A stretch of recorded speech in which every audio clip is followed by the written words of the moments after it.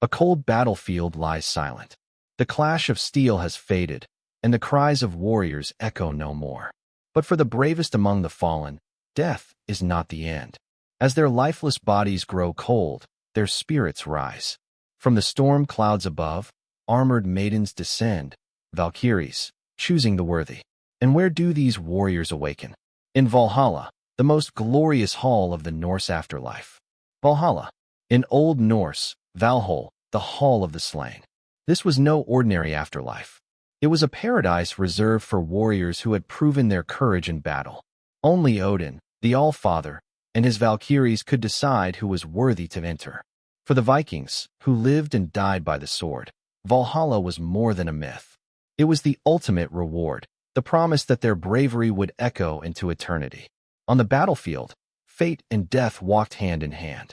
The Valkyries, Odin's shield maidens, rode swift horses through the skies, their armor gleaming, their eyes sharp as hawks. They were not angels of mercy, but choosers of the slain. Some warriors they allowed to fall into Helheim, the realm of the dead, but others they carried to Odin's shining hall. Imagine it, a Valkyrie descends, lifting a fallen warrior's spirit from his broken body. His last breath in Midgard becomes his first breath in the afterlife. The next thing he sees? The gates of Valhalla. Valhalla was no ordinary building. The Prose Edda describes its roof made of golden shields, its rafters held by spears, its benches lined with armor. Wolves guarded its doors, and above its vast halls circled a mighty eagle. Inside, the sight was staggering. Row upon row of warriors seated at long feasting tables. The sound of laughter and drinking horns filled the air. And at the head of it all, upon his throne, sat Odin, one-eyed, cloaked in wisdom and mystery, ruling over the greatest gathering of warriors ever assembled. But Valhalla was not a place of endless rest. Every day, the einherjar, the fallen warriors, took up their swords and shields. They marched outside the golden gates and fought each other in furious, bloody combat. Limbs severed, bodies pierced, warriors slain, only to rise again, whole and unbroken, at day's end. And after battle came the feast.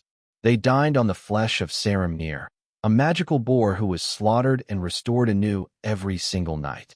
Their drinking horns were filled with mead that flowed from the udders of Erne, a goat who grazed upon the leaves of Yggdrasil, the world tree itself. Thus, day after day, night after night, they trained, feasted, and drank in eternal glory. Valhalla was not merely a reward, it was preparation. The warriors chosen by Odin were being forged into his army, destined to fight in the final war, Ragnarök. At Ragnarök, the sky will crack open, and the giants will march. The monstrous wolf Fenrir will break free of his chains, and fire will consume the 9 worlds. On that day, Odin will call forth the einherjar to march by his side. Though doom awaits, the warriors of Valhalla will face it with laughter, their death songs echoing into the chaos. For the Norse, true honor was not found in surviving, but in fighting bravely, even at the end of all things. But Odin did not claim every warrior. Half of the battle slain went instead to Folkvangr, the realm of the goddess Freya. In her fields, warriors also found honor and peace. This division reminds us that Valhalla was not the only path for the brave. It was one of 2 sacred destinations. Still, Valhalla became the most enduring symbol, the place where Odin himself gathered heroes for the final stand. So, what does Valhalla mean to us today? For the Norse, it represented courage, sacrifice, and the promise of eternal glory. It was not a place of soft comfort, but of eternal struggle and eternal celebration. To dream of Valhalla was to dream of a death so noble that even Odin himself would take notice. And so the question remains, if the Valkyries came for you, would you be ready to enter the Hall of the Slain? Valhalla is more than myth. It is the echo of a people who lived by the sword and embraced fate without fear.